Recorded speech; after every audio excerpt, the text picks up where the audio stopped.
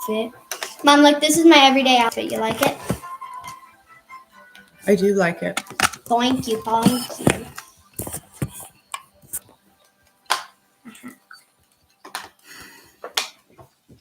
Oh.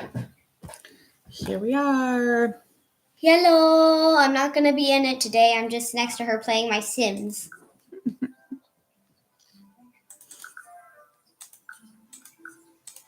Oh.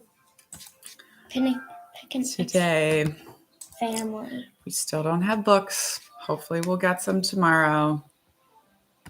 Here to read some of Culting of America. Because I do a lot of reading out loud for my job. Pink. Thank you. I made some videos today with like some cleavage, and so many people are like, this is a psyop, a psychological operation. And I think it's phenomenal that y'all notice that boobs are a psyop, but not knitting. This is why we are going to win. Also, I'm convinced that AOC knitting is like a message.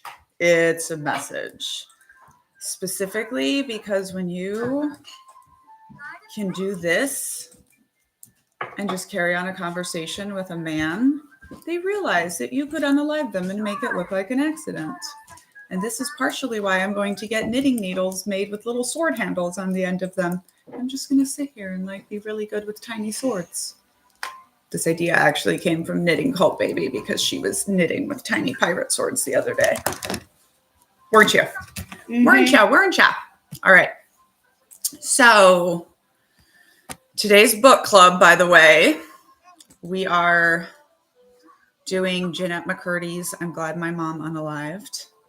And book club happens through the Matreon. And we have 2 meetings every month. It's $10 a month, and you get all the premium content, including Un-American. The top, unfortunately, is from Shane. Fast fashion.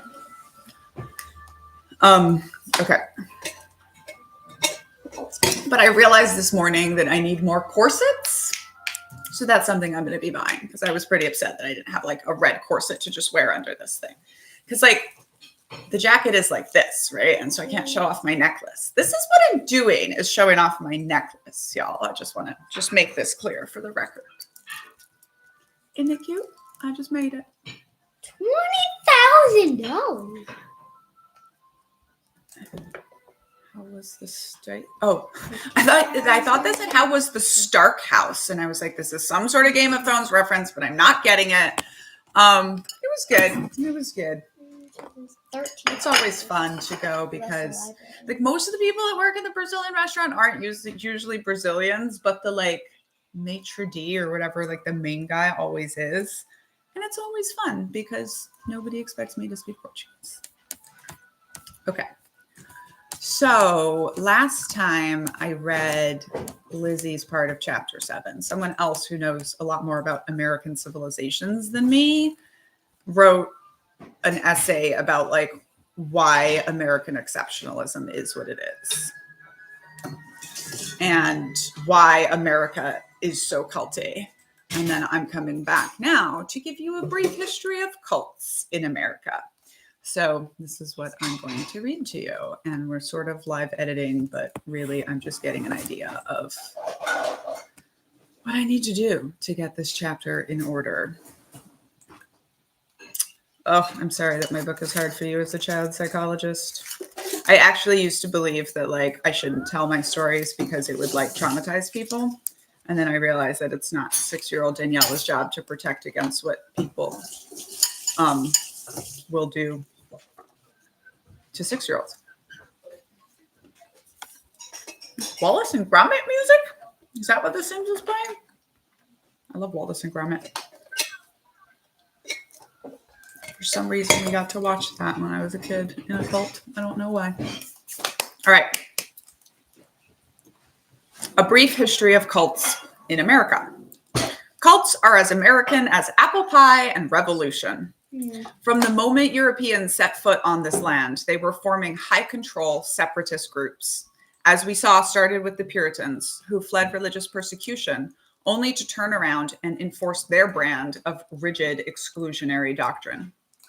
The early US became a breeding ground for groups with a strong us versus them mentality. Ooh, this is actually where I'm going to put the fact that they invented universal education so they could indoctrinate the children. Excellent. Inventing universal education to induct the children. Okay. The early US became a breeding ground for groups with a strong us versus them mentality, each convinced that they had the real truth and the rest of the world was doomed, wrong, or both. By the 19th century, religious experimentation was everywhere. The Shakers rejected sex, didn't last too long. The Oneida community embraced free love. Yes, that Oneida. And Joseph Smith claimed to have received divine visions that led to Mormonism. While not all of these groups were destructive, they all shared one core trait, a belief that they were the chosen ones, the enlightened, the in-group, while everyone else was lost, misguided, or actively working against them. It is my forthcoming textbook of The Culting of America. And I'm listening to you all. I'm going to put The Culting of the United States of America, but we're still going to call it COA.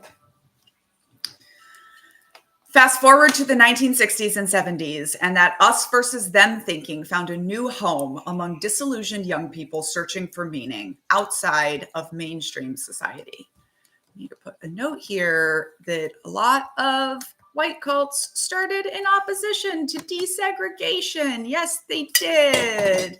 If you don't think your cult was racist, try again. In opposition to segregation, to quite literally keep us from them. I did a whole video today on the Kendrick Drake beef that I have been learning about, so go check that out. Knitting Cult Lady learns about rap. Okay, fast forward to the 60s and 70s, us versus them. Enter Charles Manson, who convinced his followers they were soldiers in a race war. Sound familiar? Jim Jones, who turned his congregation into a paranoid, isolated family that eventually followed him to mass unalivings. The Children of God, who rebranded Christianity with a heavy dose of exploitation and abuse, all while preaching love and salvation. These groups thrived because they offered an identity, a cause, and most importantly, an enemy, whether that was the government, the system, or just outsiders who didn't get it. The 1980s and 90s brought cults with new packaging, self-help, corporate training, wellness movements. NXIVM promised success and empowerment, but built a secret society where women were branded and coerced into submission. Synanon started as a rehab program and morphed into a violent, insular empire. Heaven's Gate turned its followers against the entire material world, convincing them that their only escape was unaliving. Between those who knew and those who were lost, because cults always want to make you feel special. Hello. Yep, we do have the little one. We are snowed in today. Hello, guys. And today, cults haven't disappeared. They've just adapted. Social media has turned conspiracy movements like QAnon into a worldwide phenomenon, using the same old trick, convincing followers that they are the ones who see the truth, while everyone else is brainwashed. MLMs, multi-level marketing schemes, build in group loyalty so strongly that people go bankrupt rather than admit they were scammed. Ooh, we need a Mark Twain quote here.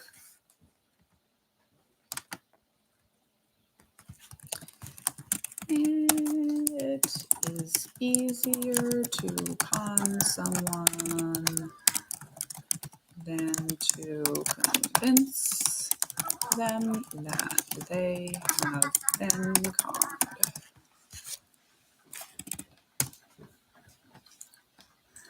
Even toxic workplace, yes, this is Culting of America. Even toxic workplace cultures use cult tactics, pushing the idea that quitting makes you a failure, that outsiders don't understand the mission, and that loyalty to the company should come before your own well-being. The us versus them mentality is everywhere in America, baked into some of our biggest and most influential organizations. It's how groups build loyalty, maintain control, and keep people from questioning the system. Because once you start seeing the outside world as dangerous, wrong, or just plain clueless, you're a lot less likely to leave the group. Take the US military.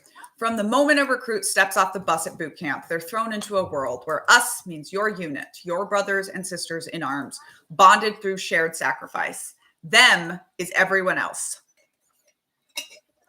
Civilians don't get it. Politicians don't understand. And the enemy, that's where the us versus them mindset gets deadly. This isn't just about building camaraderie. It's about making sure soldiers can follow orders without hesitation, because in combat, hesitation can unalive you. But that same mindset makes it brutally hard for veterans to reintegrate into civilian life. When you've been conditioned to believe the world outside your group is weak, naive, or even hostile, how do you go back to it? You can find the Kendrick Lamar video posted on my page. It's in the playlist, The Cult of White Supremacy, but it's posted today. I'm in this outfit. I think it's my second video, maybe my first one from today. About the books. I got about 2 weeks ago, when I was expecting an order of 500, I got an absolutely unexpected 3-week delay. And so I have sold everyone, including Jeff Bezos, out of Uncultured. Sales are obviously paused. I had 700 orders. So I am working through those 50 to 100 at a time. Tomorrow I'll get another 120 books. They will all be sent out by the 20th. I am so sorry. Of course, you can go refund it if you want. Also, if you send me a message in the TikTok Shop app, and with your email, I will respond with a digital or audio copy so that you can get started. And I'm so sorry.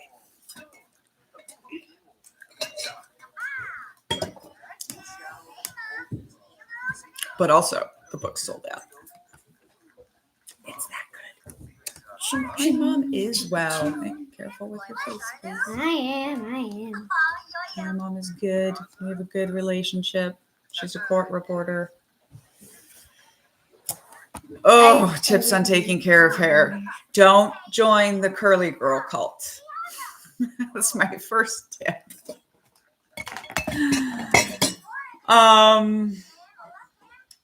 I just decided one day that I was going to be absolutely in love with my hair and stop hating it. And that's my biggest tip. And then my second biggest tip is you can't wash curly hair all the time. This lipstick is called Own Your Empire by Maybelline. It's the best name ever. Because I do. Okay. Then there's politics.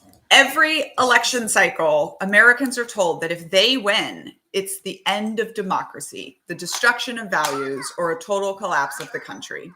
It's not just a disagreement anymore. It's war. Both major parties push this thinking, framing the other side as not just wrong, but dangerous. Compromise is betrayal. Skepticism is weakness. And so we dig in, choosing media that confirms our worst fears about the other side, and cutting off friends and family who don't share our views. It's no wonder political divisions in America feel less like debates and more like religious schisms. Multi-level marketing companies, those pyramid-shaped business opportunities like Amway, Herbalife, and LuLaRoe are practically built on us versus them. Inside the MLM bubble, you're not just selling overpriced leggings or protein shakes. You're building your own empire, maybe with this lipstick. You're an entrepreneur, a boss babe, a hustler, unlike all those skeptical losers who don't believe in you. The deeper you go, the more you're encouraged to cut out the doubters. Anyone who questions the business model is just jealous or stuck in the 9-to-5 mindset. And leaving, that means admitting you were wrong. MLMs are a masterclass in turning loyalty into dependency, where the only people you can trust are the ones just as deep in the scheme as you are. Most women don't notice that they're almost all owned by men. Fraternities and sororities operate on a similar level, but with more beer and ritualized humiliation. Greek life thrives on exclusivity, on deciding who's in and who's out. The rush process is designed to make pledges earn their place, reinforcing a sense of loyalty so strong it can override common sense. Inside the house, your brothers or sisters are family. Outside, there are rivals, outsiders, and worst of all, the dreaded GDIs, goddamn independents. Students who didn't pledge and therefore, by Greek logic, just don't belong. This mentality strengthens group loyalty, sure, but it's also why hazing still exists, why members go to extreme lengths to prove themselves, and why some people stay in toxic, high-pressure social circles, even when they desperately want out.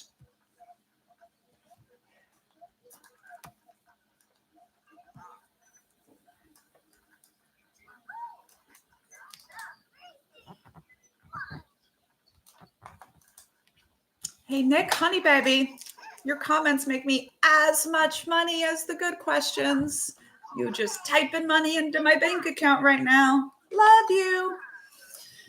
And of course, there's religion. Plenty of American religious groups, from evangelical megachurches to insular communities like the Amish, are built on the idea that we are the saved, the righteous, the chosen ones. They, the outsiders, are lost, deceived, or even working for evil. This isn't just about faith, it's about control. Because when leaving means risking your salvation, your family, and your entire identity, staying, even when the rules feel suffocating, starts to seem like the only option. The us versus them thinking makes questioning dangerous and walking away almost impossible. The truth is, I've been knitting for 33 years. I've been knitting for longer than Jesus has been alive. But I also think that it's just a thing I can do because my 9-year-old can knit without looking also. Also, I think it's funny that everyone notices that the boobs are a psyop, but not the knitting. One of the reasons that everyone thinks I'm so GED smart is because I'm obviously doing multiple things at once. The talking doesn't make it quite as clear as the knitting. The truth is, us versus them is one of the oldest tricks in the book. It makes people feel special, protected, part of something bigger, and it works over and over again in every kind of group imaginable. But the moment you stop and ask who benefits from this division, that's when you might finally see the game for what it is. The psychology of groupthink and mass movements. It took me much longer to crochet without looking, for sure, because this is just muscle memory. Crochet, you actually have to go into every stitch. That's why the machines still can't do crochet. So by the way, if you're buying crochet products for like $20 at Target, slavery.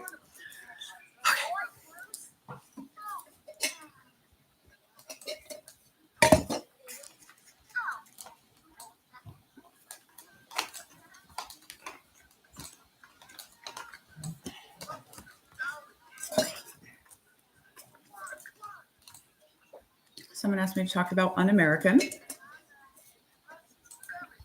Un-American is my all too well 10-minute version.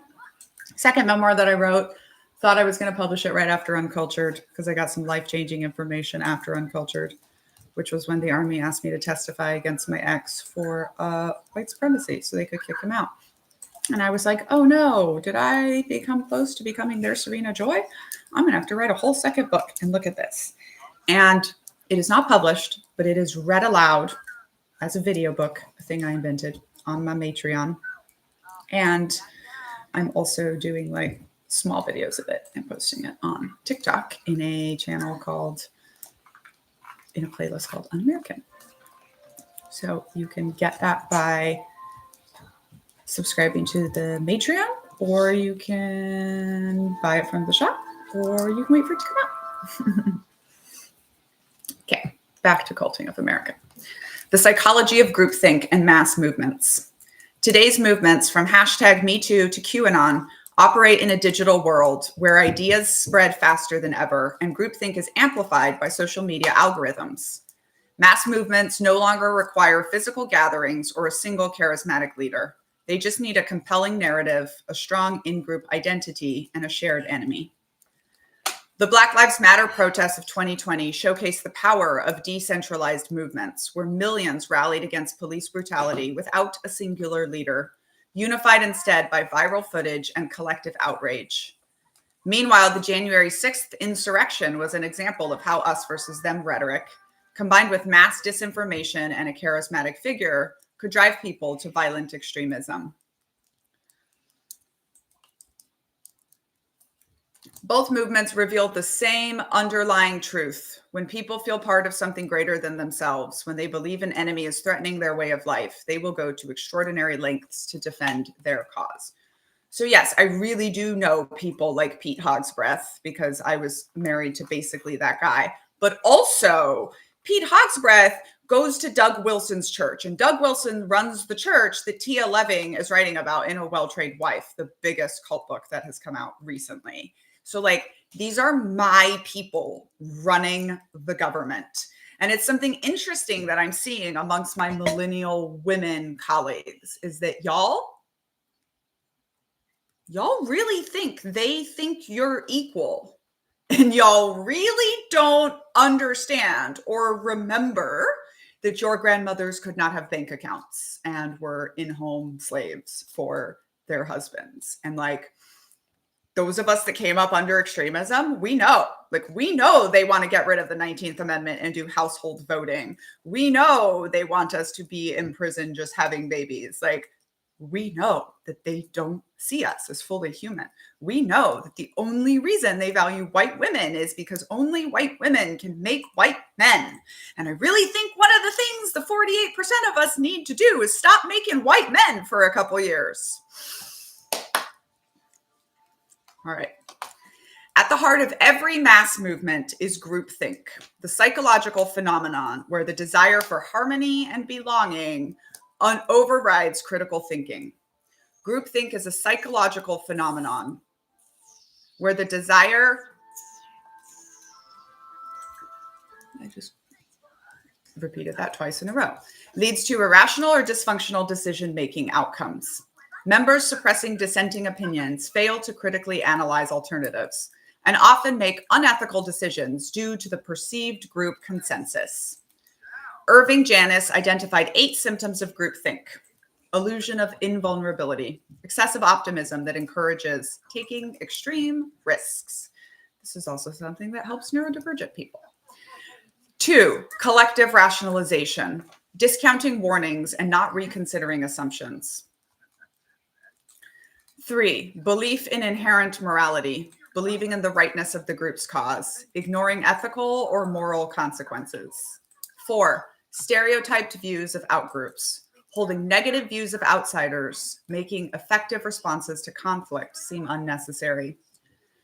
5, direct pressure on dissenters, exerting pressure on members not to express arguments against the group's views. 6, self-censorship, withholding doubts and deviations from the perceived group consensus. 7, illusion of unanimity, assuming that silence implies agreement with the majority view. And 8, self-appointed mind guards, protecting the group and its leader from information that contradicts the group cohesiveness and decisions. These symptoms can lead to poor decision-making processes, such as incomplete analysis of alternatives, failure to examine risks, and lack of contingency plans. Historical examples of groupthink include the US government's decision during the Bay of Pigs invasion and the escalation of the Vietnam War. To mitigate groupthink, it's essential to encourage open dialogue, welcome dissenting opinions, and critically evaluate all alternatives before making decisions. From the American Revolution to QAnon, the patterns of mass movements remain eerily consistent. They thrive on us versus them thinking, a sense of moral righteousness, and a deep human need to belong. Whether they lead to progress or destruction depends on what happens when critical thinking collides with collective identity. Because once a movement reaches the point where questioning becomes dangerous, it's no longer just a movement. It's something far more cult-like. I'm talking about whatever applies. Call it what you want. Call it what you want to. That's from the musical. Group norms and radicalization. People like to think that radicalization is obvious, that there's some big dramatic moment when someone joins an extreme group. But in reality, it's a slow, almost invisible process, one that happens through the gradual tightening of group norms. High control groups don't start by demanding extreme loyalty or dangerous actions. They start small, shaping behavior, shifting beliefs, just a little at a time, until what once seemed unthinkable becomes normal. This is how someone goes from a casual supporter of a movement to a true believer. At first, they're just showing up to meetings, maybe sharing ideas or nodding along with the group's values. But soon, there's pressure to conform, to prove commitment by aligning more closely with the group. Maybe that means cutting off outsiders who don't get it, or rejecting conflicting information. Maybe it means adopting a new way of speaking, dressing, or thinking. Those who push back, even slightly, are labeled weak, uncommitted, or even traitorous. The message is clear: fall in line or fall out entirely. Reading from Culting of America. As the group becomes more insular, the norms become stricter. What was once optional becomes required. And since members are surrounded by others who are just as deep in the ideology, the shift feels natural. A group that started out as a social movement now justifies violence. A self-help organization turns into a cult. A church that preached acceptance starts enforcing extreme purity laws. Because the changes happen incrementally, members rarely see the full picture. By the time they recognize how extreme their beliefs or behaviors have become, they're too deep to turn back. By the way, when we start seeing appearance control come out of the cult of MAGA, don't comply. Mustache Man and Hugh Hefner, and probably your favorite patriarch, all hate red lipstick. Don't comply.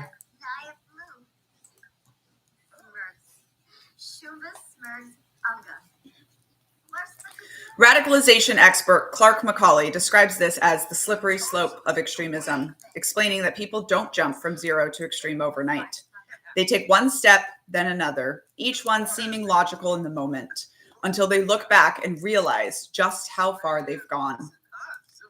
This step-by-step process is why cults, terrorist organizations, and high-control groups of all kinds invest so much in shaping norms. You know, it's funny, like I hate Shady Vance so much, but you typing Vance 2028 just typed money into my bank account. So now I'm loving it. Have a day.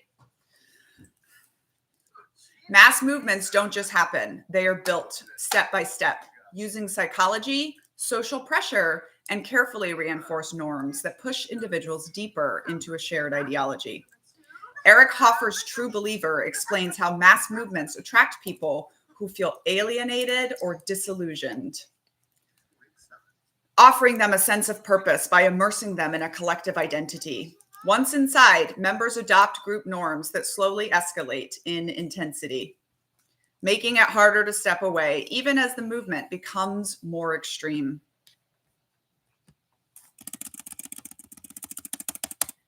Robert Cialdini's The Psychology of Persuasion breaks down how loyalty and exclusivity are weaponized in high control groups, whether through social proof, authority pressure, or scarcity tactics. People are subtly manipulated into aligning more closely with the group. This aligns with Ben Sass's Them, Why We Hate Each Other and How to Heal, which explores modern American tribalism and how political and social movements exploit us versus them rhetoric to deepen divisions, making people more loyal to their side while vilifying the opposition. For those who think radicalization is limited to cults or extremist cells, Robert Pape's Dying to Win, the strategic logic of unaliving terrorism, proves otherwise. His research shows that us versus them narratives are not just ideological tools, but powerful motivators for extreme loyalty, even to the point of self-sacrifice. When people believe their group is under existential threat, they will go to extraordinary lengths to defend it, often justifying actions they would once have considered unthinkable. Taken together, these works reveal a chilling truth. Radicalization into a strict us versus them mentality isn't about intelligence, morality, or even ideology. It's about human psychology. The more we understand how movements shape identity, enforce norms, and weaponize values, the better we can recognize the warning signs long before we find ourselves too deep to turn back. Just watched Daniela's podcast about abuse and torture of kids. Yeah, that was our podcast this week. And by the way, if you don't know that a 5-year-old having to hold out their limbs with the King James Bible on it is called a stress position that we use to break terrorists, now you know. Okay. The power of group norms is that they don't just dictate how members act, they define who they are. And when someone's identity is fully wrapped up in the group, breaking free feels like breaking apart. This is why radicalization is so hard to reverse. Because by the time someone realizes they've been pulled in too deep, they don't know who they are without it. And that's the answer to how do we get these women out of QAnon. Nobody knows how to get people out of cults. In my opinion, this is because we buy into our own indoctrination. Good. The loss of personal identity into an us isn't just an accident. It's the point. High control groups don't just want your agreement. They want your entire sense of self to be indistinguishable from the collective. Because once your identity is fully tied to the group, you'll do whatever it takes to maintain your place within it. And that's where the real exploitation begins. It's not just about belief, it's about labor. And ultimately, your ability to work is what a cult is really after. It's funny that these bros think they're going to come here and piss me off by saying, you're describing the Democratic Party because you know what? I started selling 150 to 200 books a day right after the Republican Party won the election. And I was not selling that many when the Democrats were in power. It's almost like, money talks. Having a two-party political system is culty by definition. However, the Democrats right now, really bad at culting, really bad. But I will say the left is hardcore conspiracy theorying right now. And the one thing that I think is going to like y'all have me shook between the helicopter crash was planned and the military is going to turn our weapons on us. I think that's why the dictators might win, because the left is complying in advance. Every time I see someone say, we can't protest because martial law, stop it.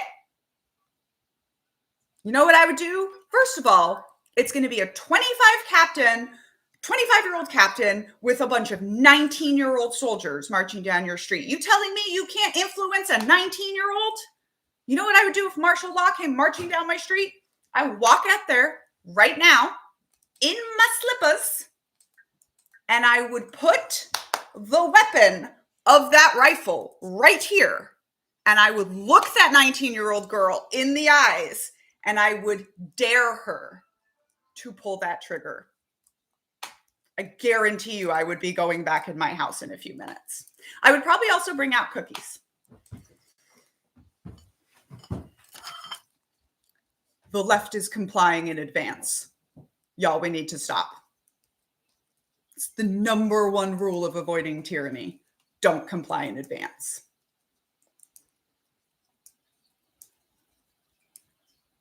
No country can be held by force. The insurgents always win. Certainly not America. Bring your pink wine out there and your lawn chairs. Don't bring weapons. Don't give them an excuse. And I'm like, look, they're not going to unalive me in the middle of suburbia. And yes, I'm talking about because I'm white. But imagine if they did. It would immediately not be my problem. But the rest of y'all, would be out rioting on the streets.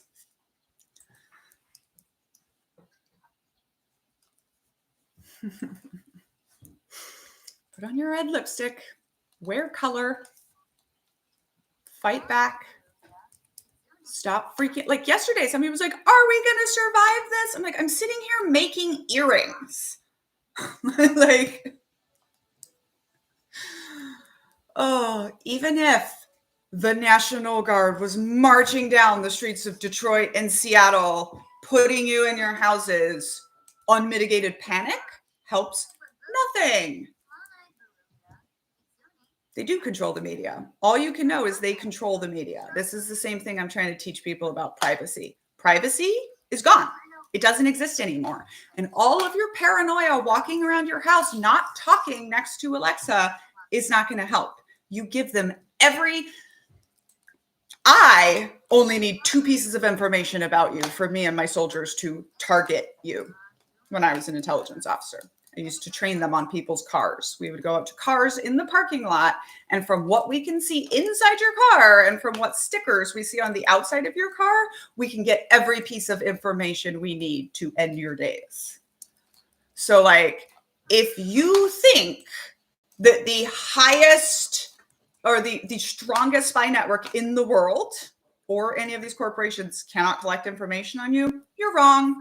We gave up privacy for iPhones and the internet. Sorry. The only way to beat a high-tech network is low-tech. That's the only way. You're not opting out of things on your iPhone. You're not using an Android instead. No. Privacy is gone. But yeah, the Alexa listening to you, I think, is just like one of the biggest conspiracy theories with Americans. And it's so annoying because listening to you is the worst way to get information about you that you need. The things that you say just aren't that important. This is why we once named our trivia team when we were active duty, President Obama doesn't care about your phone schmecks. Like, that's mentioned in Un-American also. Yeah, you can't, there's no ditching the fault. There's no there's a reason why when people are trying to hide, they take the phone and stamp on it. Right? Like, you carry a tracking device with you everywhere you go. You carry a data pinging device with you everywhere you go. The internet going down for a week is the thing that unalives the most people in the world the fastest, above nuclear war. And that has been true for almost 2 decades. Like, privacy's gone. And laws don't keep up, right? There's laws that they can't listen to you. There are no laws that they can't triangulate you from your data. But I think the most fun thing for me is that people don't understand how thought systems work, and people actually believe that they have unique thoughts. People will be like, oh yeah, so I was just thinking something and then Alexa promoted it to me. I know, I find it to be incredibly convenient and lovely. But this is because thoughts don't happen in a vacuum. If Newton had been sleeping under that tree, they say that a guy 2 villages down, his wife would have discovered gravity and told it to him, and then he would have gone out and gotten the credit for it. About 2 weeks later, Google was the 14th search engine on the market. This is one of the signs of cult leaders and con artists. It's like, if they're telling you, they're the only one. They had the first idea. They're the only person doing it. It's a lie. You don't have any thoughts that are private, that are not influenced by absolutely everything you come into contact with. They're called thought systems. And so technology can read your mind, and they didn't even need to come up with mind reading technology. All they had to do was give us data things and then use that to triangulate. There's nothing new under the sun. They can literally predict what you are going to be talking about. It's funny with me because I know how this works, and then my friends will be like, oh my gosh, the thing we were just talking about cult stuff, like I just got this thing. Or people will just be like, oh my gosh, I'm reading your book and now you just popped up. And I'm like, yes, AI for the win. Yeah. And it doesn't matter how much you don't like it. Just like capitalism. If you're like, yes, I vote with my dollars and I don't do Chick-fil-A and I don't do Hobby Lobby, but like Ford was a Yahtzee, right? Like if you're spending money in capitalism, you're supporting bad guys. And if you are at all participating in the grid, in technology, they have your data. And you should just assume. Like I once heard this one thing about like treating domestic workers well. It was like, you should assume that anyone that works in your house knows everything about you. And if you were on trial for your life, how would you want them to testify? And this is also what you should assume about the government. Any information that they want on you, they have. So no, I don't think you should disconnect and go off and build a cult like that. Humans do not predict the things that are going to destroy us. Maybe robots are going to destroy us. It's already too late. Wheat was terrible for the evolution of humans and for our happiness.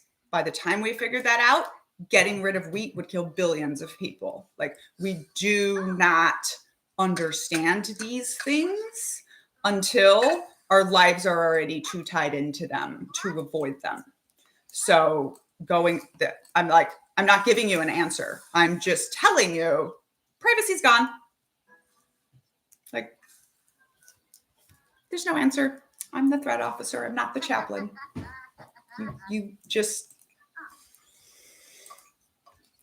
You're not that important. They're using it to advertise to you. Enjoy it. But if you are doing something that important, don't fucking touch the internet at all. Oh, go read Sapiens if you want to know the thing about wheat. Yeah, when Philly won the Super Bowl, imagine if they tried to declare martial law. Exactly. And this happened in Korea. They did it, and they did it at night, and everyone just immediately went out into the streets. And like, I'm not even saying everybody go out into the streets. I'm saying white ladies go out into the streets. And I feel very strongly about this because I know that they have been weaponizing. Nobody wants to see unalived ladies in combat. America's not ready for it. To see ladies and mothers, and they mean white. And that's a weapon. They are not going to start mowing down people that look like this in the streets of America. Make them do it. No, the book is not about wheat. Sapiens is just an amazing book that will change the way you view everything about the world. But he talks about wheat and how the cultivation of wheat, like across the board, was worse for humans. And yet, by the time we figured that out, we were already stuck into a system where we depended on agriculture. Basically, going from hunting and gathering to agriculture was worse in every way for humans. But here we are. Even if they would arrest you, so then you go to jail. Even if they shoot some people, they're not going to shoot everyone. What world do you want to live in? Like, this is what I don't understand with people. It's like all 48% of white women that didn't vote for Trump just refuse to comply. They can't get all of us. And it's worth being arrested. They might turn on white women, and then the country would turn on that. This was like 2 million soldiers, 340 million Americans. They couldn't even hold one major city if they tried. And we tried. It was a place called Afghanistan, also known the graveyard of empires. The US military knows very, very well that they cannot enforce martial law. So, but also, yeah, we have to fight or we'll be erased. And we talked about this on the podcast yesterday with Hey White Women. It's like, everyone that's panicking, the white women on the left that are panicking right now, and people ask me why I'm so calm, and I'm like, do you know the horrors that I have lived through? What we are all afraid of is that our children will not come home. And that already happens in America. And I firmly believe that if white women don't know if they're going to come home or their children are going to come home, we're going to clutch the white men by the man pearls and make them make the world different. I always think it's hilarious that men think that is them being in power somehow, because all of your most private parts are in between all of my weapons.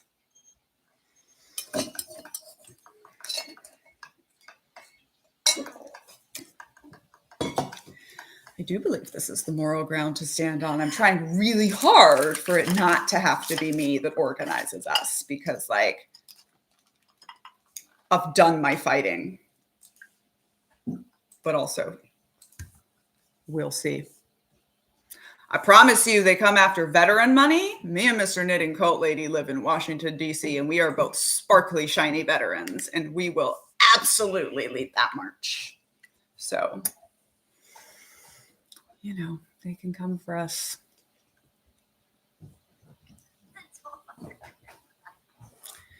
So why is it important for white women to be outside? Like, the importance is not complying. You don't have to visibly say anything. You can literally just go outside with pink wine and have a street party. And when they come marching down your streets, you offer them cookies and wine and you pull them into dancing. Oh, I had this brilliant idea. Stuffed animals, beanie babies, which is what like we used to pass out to children. I would just walk out there with a bunch of beanie babies and like start handing my child's stuffed animals out to all the soldiers and like asking them about their kids and what their kid's favorite animal is. And like, and please do this. Like, I would not do this in front of my house. I would do this in front of my neighbors who are Indian. Like, so this is what I'm saying about like understanding. When we understand, and actually in the musical at the end of Skinny, Skinny Blonde Woman, when she rejects white supremacy and patriarchy, and she's like, nah, I'm not doing this. And the curtain starts coming down. Then she's going to say, who's afraid of little old me? Well, you should be. And that's because when white women deconstruct white supremacy, you can't stop being a white woman, but you can use your whiteness as a shield and you can use your whiteness as a weapon. And what I mean by weaponizing it is exactly that. Like, they weaponize that concept about me to keep me out of success in my chosen career. As in the military, they said, no, America is not ready to see you, Daniela Young, unalive by gun violence. So I'll take that bet. And I'm still trying to figure it out, just because I'm trying to figure out where I can fit another weekly meeting. But I'm definitely going to start like a Patreon level for the Army of Anti-Racist 80s. And we are going to fund the ACLU and fund education for ourselves for what to do when this happens. But like, definitely when the revolution comes, white ladies, like, we're going to have a brigade and we're going to have a military maneuver called Just the Tip, where all the white ladies are in front and we just march into the government. And like in Brazil, in a state called Manaus, which is where the Amazon is, the audience got so mad at the referee of a soccer game once that they flooded the field and pulled his head off. They cannot control us by force. Even if they started shooting into a crowd, we could rush them and take their weapons before they could do anything. And it's extremely difficult to get military members to do combat operations in their own countries and in their own backyards, and that counts for Canada too. So like, yeah, they could clear the crowd by dropping a JDAM on us, but they're not going to do that, right? So like, that's why you have to call them on their BS. Even in Germany, and I'm reading this book aloud right now, Timothy Snyder's On Tyranny, so you can go see the last 2 episodes on my channel. Like, people complied in advance. Austria started getting rid of Jews in advance. That's how they knew they were going to go along with it, right? Or like, I studied in Germany in college, and the Germans make this joke about themselves, that the reason that they've never had a popular revolution is because the peasants couldn't afford the train fare. And that is talking about German personality, and like they would never ride the train without paying to go to the protest. In America, we'll tear up your train lines, and I'm not being facetious. So, and then my final reminder for all of you, I met yesterday at the VA, this, I think my age, so 40s-year-old Black man walks up to me and he's like, "Are you knitting coat lady?" And we started talking, and we're in the VA for healthcare, right? We're obviously both benefits. And we had an amazing conversation about what's going on in the country right now. Hey, Brandon, if you're there.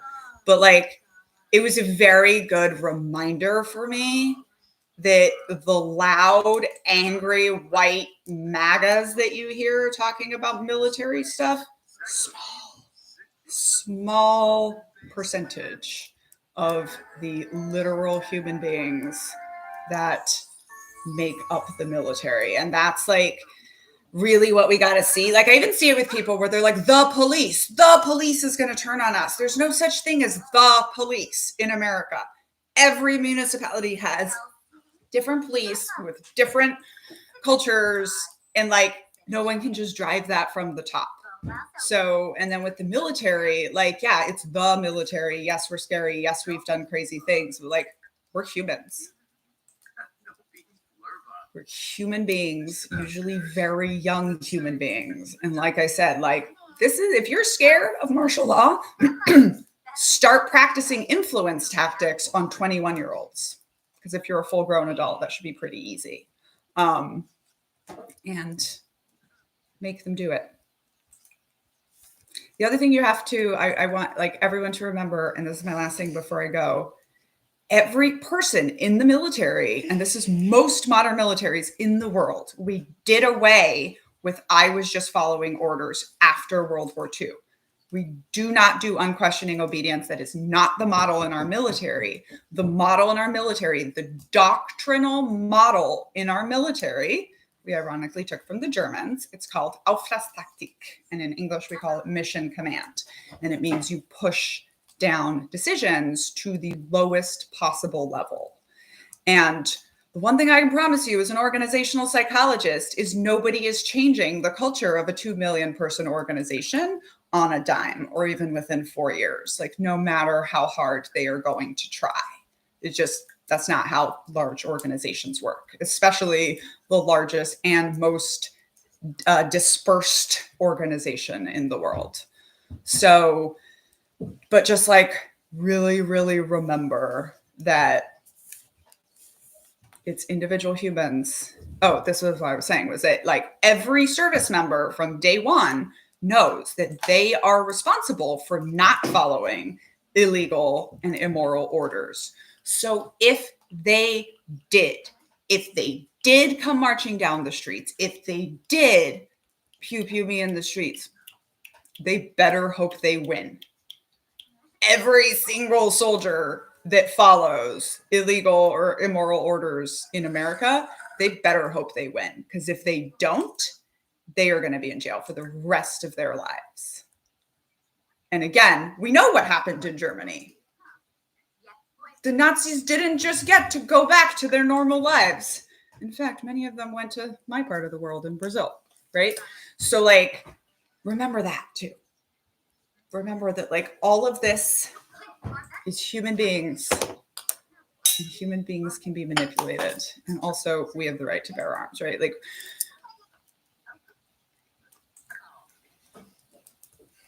the most common weapon in the stand was an AR rifle. We have a lot more than that in America. And we didn't win over there either. Never has any country won a counterinsurgency, and they've all been much less armed than us, and much less of a resist, we want freedom, we want the ability to do whatever we want culture that America has. So, okay, gotta go record a podcast. Thanks for hanging out. Hopefully tomorrow we'll be signing more books.